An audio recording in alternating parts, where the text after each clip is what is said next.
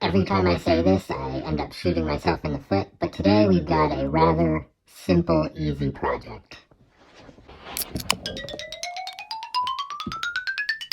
In here, in this nicely red case and my nicely red sweater, we've got a piece of Canadian history.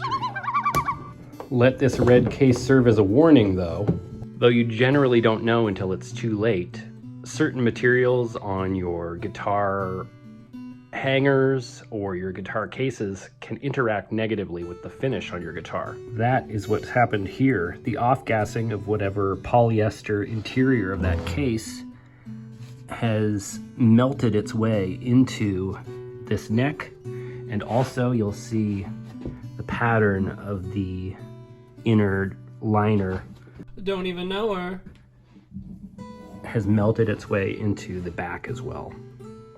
And what a gorgeous back it is. You can see some very subtle purfling and binding and full rosewood, presumably Indian rosewood back and sides. Mahogany neck. Grover Imperial tuners. A matched headstock veneer to the body. A ebony fretboard, ebony bridge, and a nice classical style rosette. And actually, this is a large body, like a dreadnought sized body, but very much in the shape of a classical guitar. It is X-braced, it is spruce, and you can see some bear claw figuring in there. But who made this? Why, none other than Claude Larrivee. In the 1970s into the early 80s, he spent a few years here in Victoria, BC. This was after he apprenticed under Edgar Moench, not Monk, in Toronto. And I did previously have a gorgeous classical guitar that was also built under Edgar Moench in the 1960s. And sadly, I sold it on. I probably should have kept it. It was very, very lightly built and Brazilian rosewood body.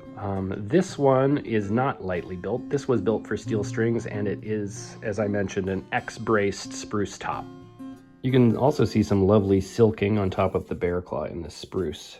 At any rate, the client for this guitar is hoping to make this his go-to main guitar, and he's active in the live music community still.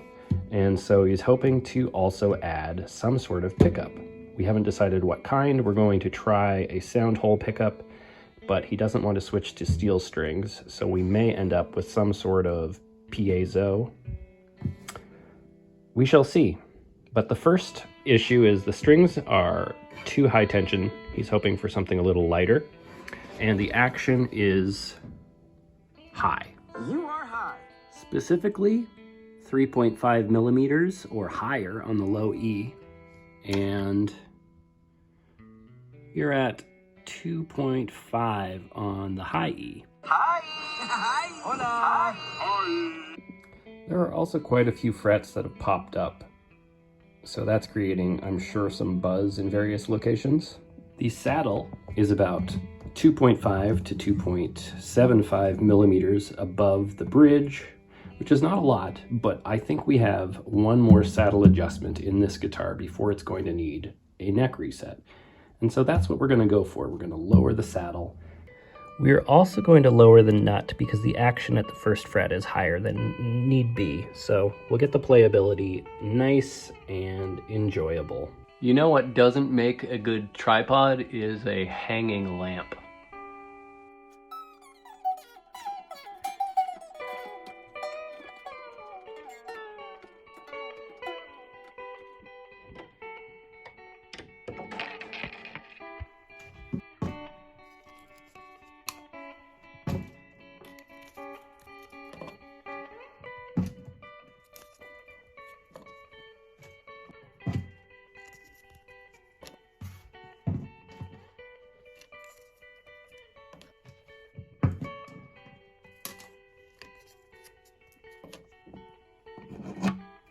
Now that those are out of the way, we can look inside. Okay. Interesting.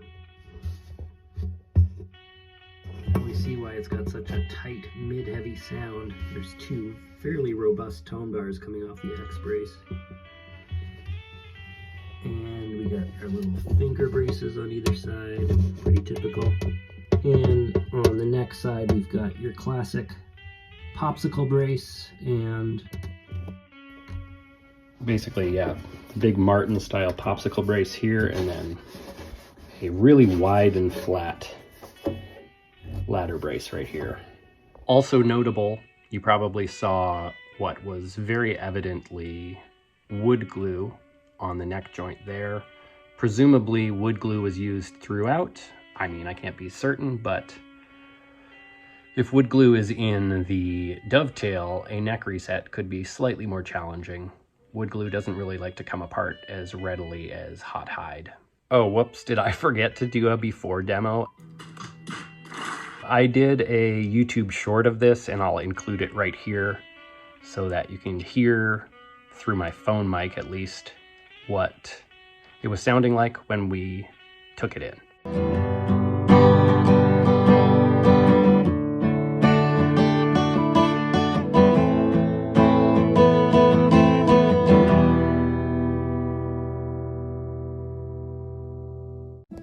At a glance, it doesn't look like there's any radius to the fretboard, but there is. It's probably something pretty extreme. Let's find out.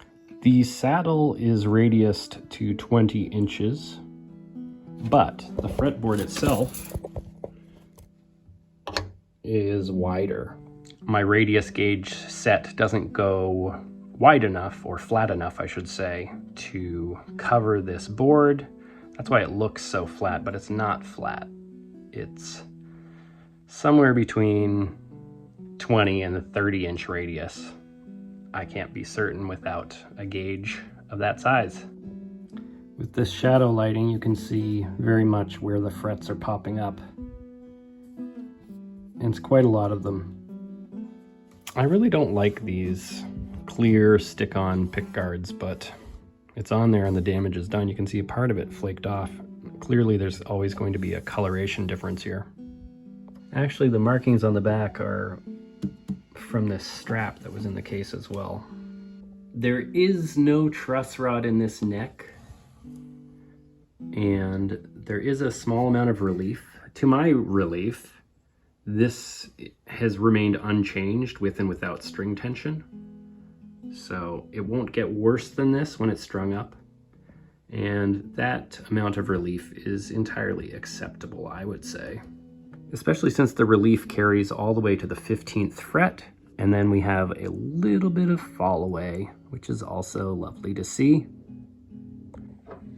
Obviously, a string vibrates kind of like a jump rope when you pluck it, and the center of the jump rope is where you jump over it, because that's where the most movement is, and the center of a string is the 12th fret. So having a little relief at the 12th is great. Having it come up a little bit at the 15th isn't the best, but that's what relief is, really. So I'm pretty good with it. We may have to do some fret leveling anyway if we want to alter it. Okay, in order to get these frets reseated into the fretboard, we're going to try hammering them, and if that doesn't work, we will individually clamp and glue them.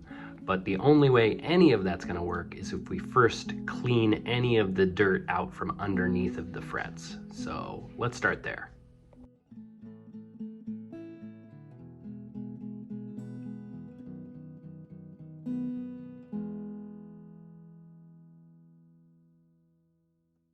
And after that dries, coming back in and making sure any schmutz that stayed under the frets gets pulled all the way out with a dry brush.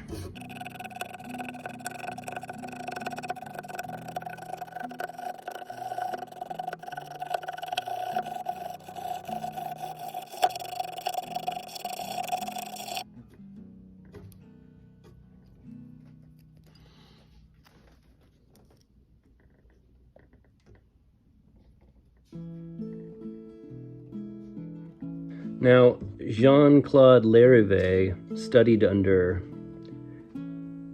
Edgar Moench in Toronto in the 60s. And then he moved to Victoria and set up shop here after he worked in Toronto for a while building. Then he moved over to Vancouver and set up a shop. And after that, decided to set up manufacturing in California and closed the Vancouver shop. But we'll forgive him for it. He moved the shop to Oxnard, which sounds like the balls of a ox. It's somewhere nice in California. I can't see how it could be cheaper to set up manufacturing there than here, but Vancouver's pretty expensive for Canada.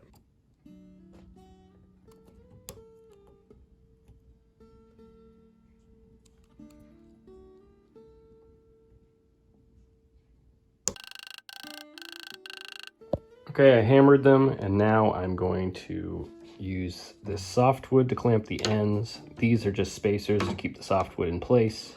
And then I'm going to wick in some thin CA glue. I'll glue these all down. You'll note I clamped in between the frets so that I can get glue on each of these ends and have it wick in. I actually came back and did a second wrap in the opposite direction to make sure everything was pushed down as well as it can be. 3 hours later.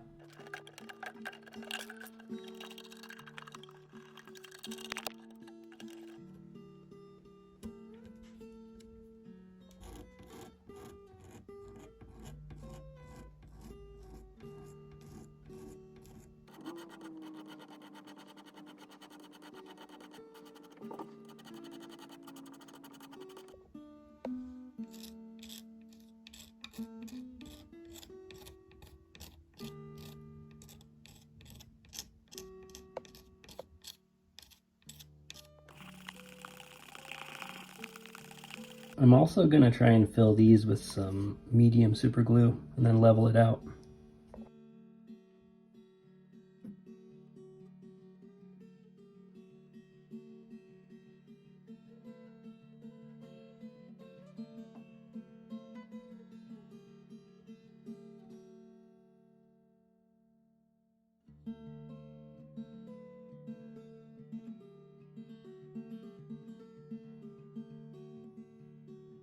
While that glue cures, let's work on this case a little bit. Let's take care of the neck rest.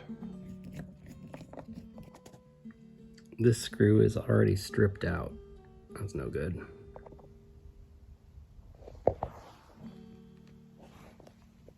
I'm actually going to use a flathead for this.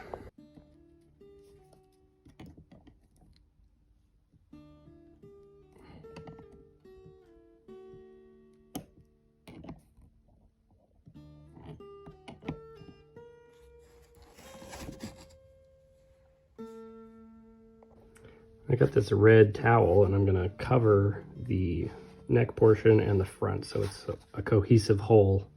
And I'm going to use these red upholstery tacks. Kind of looks like Tickle Me Elmo. Now you can really only do one of these at a time unless they're on the same plane because you need the neck to be level to the gap.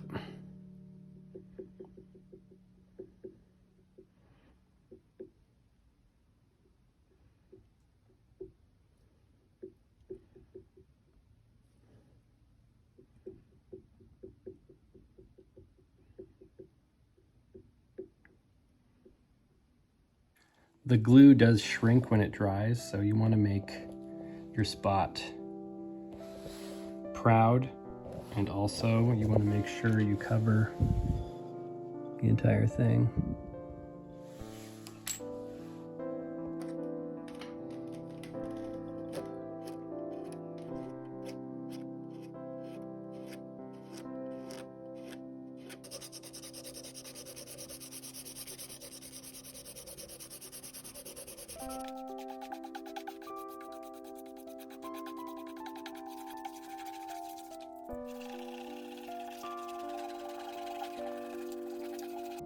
Though it's really discolored, this is now perfectly smooth where there used to be a big divot, all of these places. And it might get a little better once I do a finish sanding and buff it out a little bit. It might look a little better. Here's the other one. And here's where the red damage was on this side. Came out almost perfectly. On the other side, the damage was worse. It burned all the way through, and there's still some red there, but it feels nice. Now I need to glue down the fret ends from the body connection to the sound hole.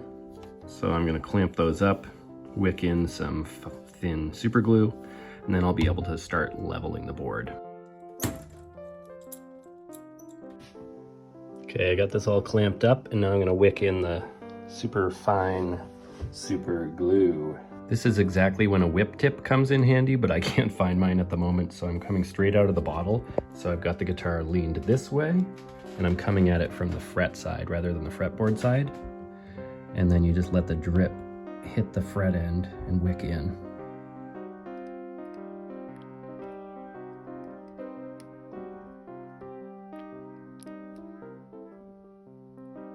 This is what one of these clampy guys is good for. You can hold a guitar at an angle.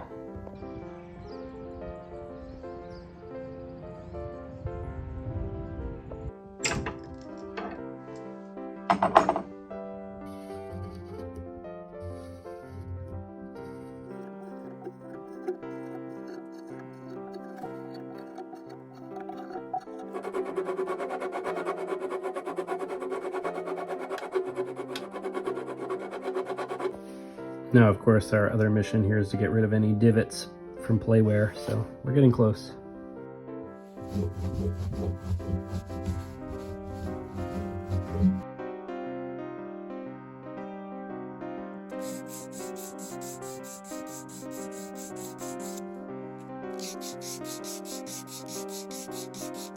One down.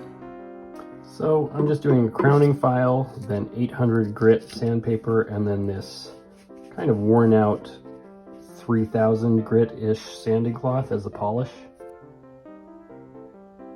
I'm only got 4 frets left, and it looks like I might do it with just these 2 pieces of tape.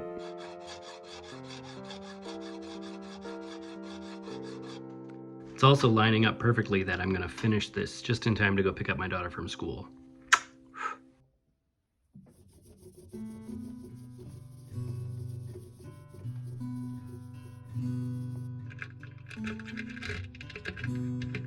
So yeah, I'm trying out these nickel Monel retro strings in an 11 to 52 size.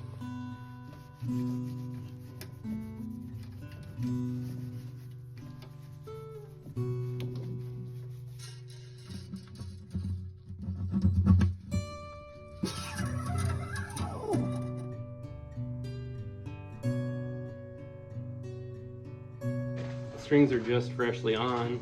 Action's still very high at the 1st and very high at the 12th, but let's just have a little listen.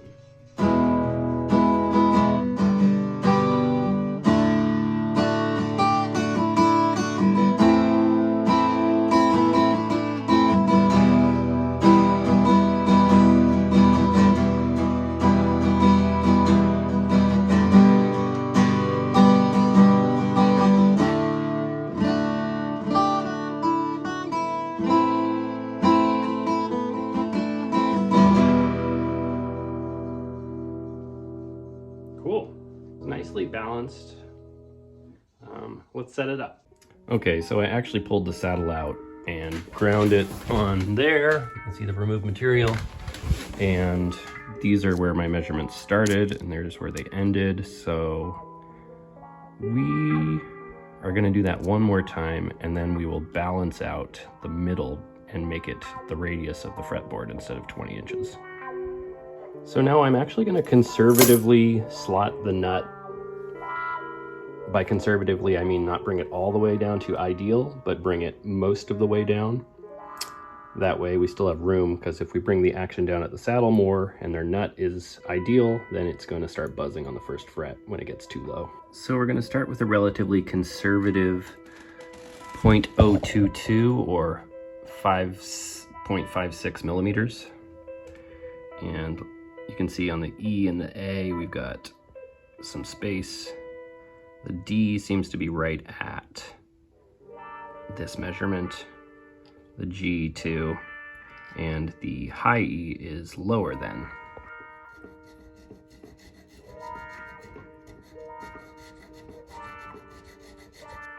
Okay, I did a little bit of slotting on the 42, the A, and it's still very high, so I can get a little more aggressive. As usual on client guitars, I do not touch the strings with my bare hands because I don't want to tarnish them prematurely. Second round, we are very close to 0.022. At this point, I'm not really putting pressure on the file, I'm just burnishing the slot to make it as smooth as possible. And for that 41 string, I'm using a 42 file. Now, of course, each of the strings vibrates less than the previous. The biggest string has the widest wavelength, and the smallest string has the tightest wavelength. And so the high E can be closer to the fret and progressively higher as you go up. And you pretty much want your string slot to be the angle that the strings are on the headstock. I forgot, he also asked me to add a strap pin, so let's do that real quick. I'm pretty OCD about symmetry, so I'm gonna go halfway between here and halfway between here. 10, perfect, 5. So 5 and 15, great.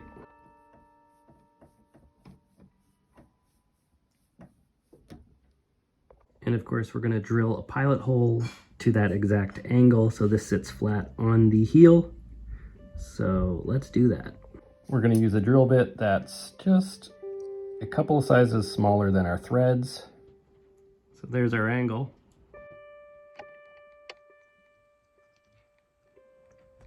And that's our maximum depth.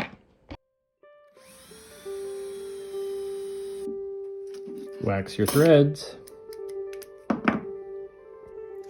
I'm gonna make a little washer for it.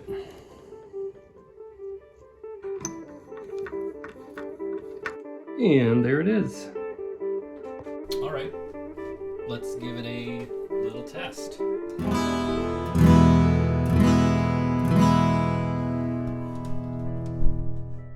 Okay, this is super dumb, but I'm gonna do some fingerstyle with gloves.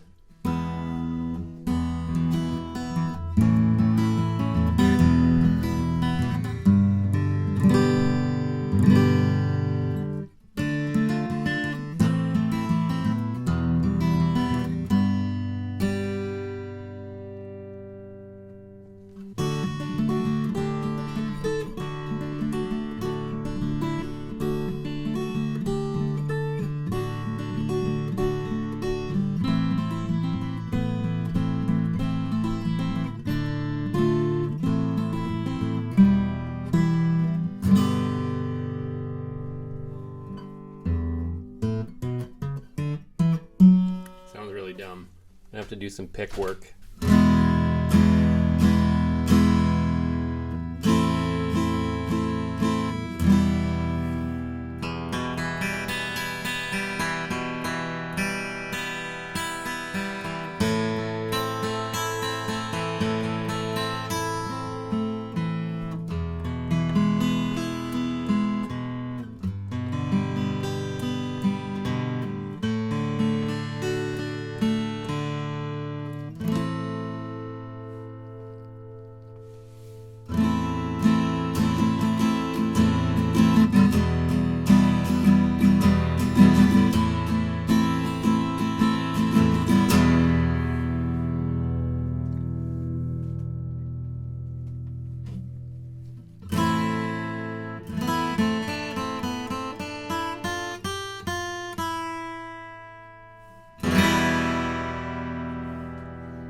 Thought I had a DiMarzio Supernatural Plus, which is a pretty decent humbucking sound hole pickup with a volume pot built in, but I just have this Seymour Duncan, which I don't think is as good, but this is the one we're going to try. I'm going to give it to the client, and if he likes it, he can buy it. If he doesn't, he can give it back.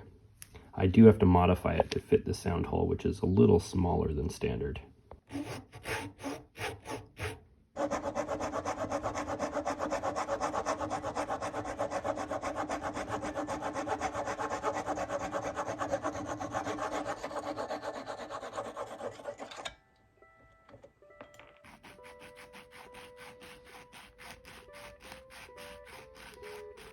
I'm gluing on some microfiber here, and I cut down the foam so that it won't be so tight on the sound hole.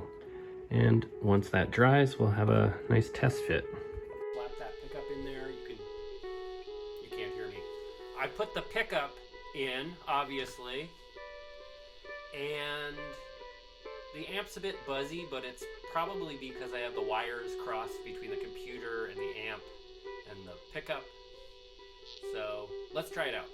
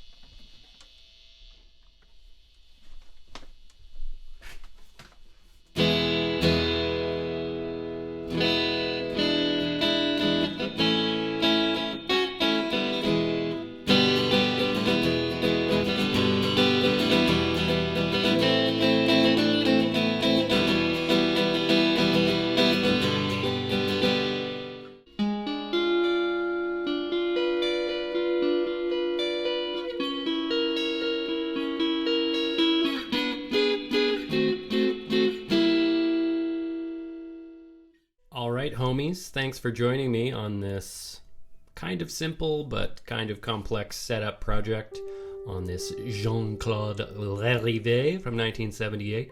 This belongs, as I mentioned, to somebody active here in the Victorian music scene named Brooke Gallupe, and currently he's got a project going called Covers in a Dangerous Time, which is like a party karaoke band, which is really fun.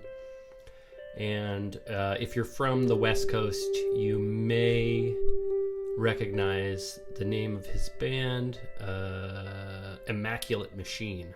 They were pretty active in the early 2000s. And I'm sure he's been in other bands too, but I don't have that information in my brain. At any rate, thank you for watching. Thanks to Patreon patrons. And thank you to Claude Larrivee for this cool guitar. It was nice to get a better look at some of his early-ish work and to work on a guitar that's from the city I live in. Have a great whatever day it is when you watch this, and a great evening, and I'll see you in the next one. I must be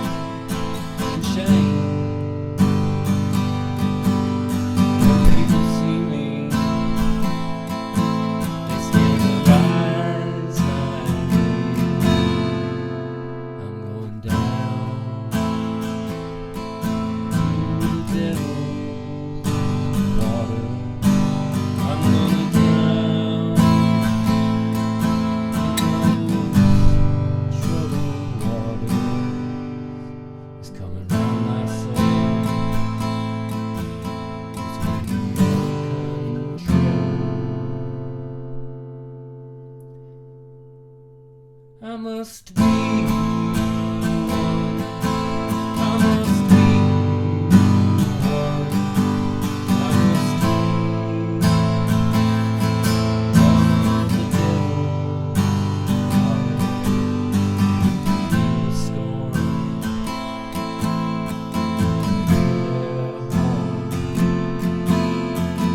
sometimes it's like being in chains.